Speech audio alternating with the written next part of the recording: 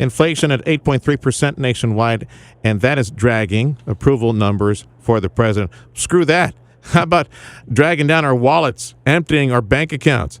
From Young Voices, Eric Peterson.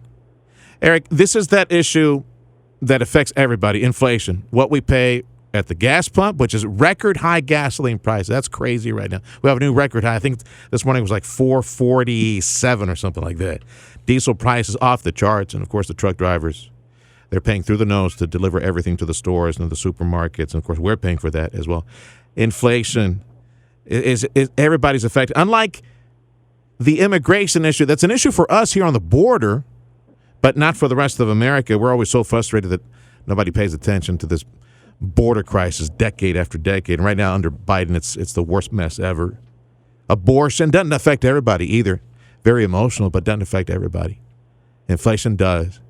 And the prospect of it getting fixed anytime soon, not good, because we have the resources to fix this, in my opinion. We have the energy. But this administration refuses to wake up and fight, in my opinion, for the American people.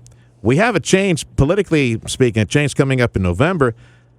I don't think it's going to be enough, though, Eric, changing out Congress, definitely the House, a little bit of the Senate. That's not going to be enough to save us for the next 2.5 years, Eric. You think? Yeah. I think you hit on a lot of important issues. Number one, of course, that inflation is just eroding family budgets right now. Food prices up over 10%, energy prices up over 30%, gas prices up over 40%. And like you alluded to, those gas prices are felt in so many different parts of our economy.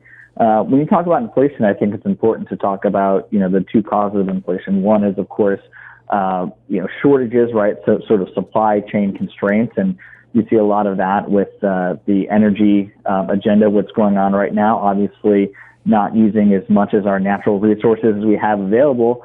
But the other part is just, too much money chasing too few goods. And that's been, the trillions of dollars in spending from the government in the last few years.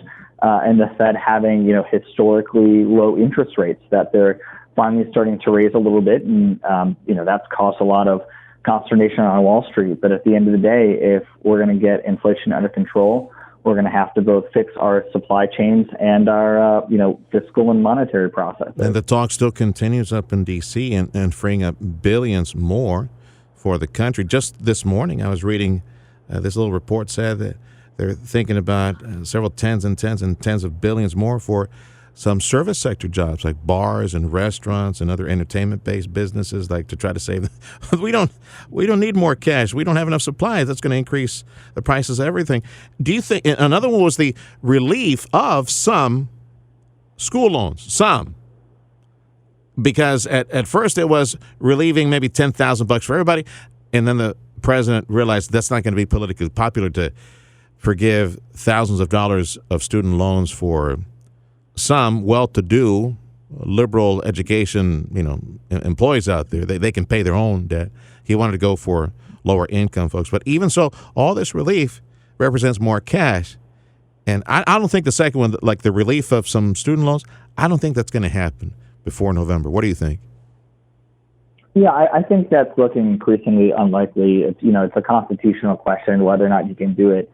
But like you alluded to, right? And you say that because President Biden was thinking of doing an executive order on that one. That's why you say it's unconstitutional. That's right?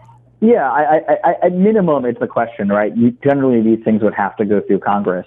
And Congress has been, willing to spend a lot of money recently. But as you alluded to, we have an election coming up, and it's likely to grant relief to those who are more well-to-do, and that would probably be fairly politically unpopular if done by congressional members. But, I think you're right. Again, the plans here from Washington all revolve around spending more money, not about fiscal restraint, not about, getting money out of the economy and helping those prices get back to, sort of normal levels where people know how much they're going to be spending every time they go into the grocery store. Eric, thanks for your time. Where do folks find you, Eric, online? Where are you? They can find us at youngvoices.com.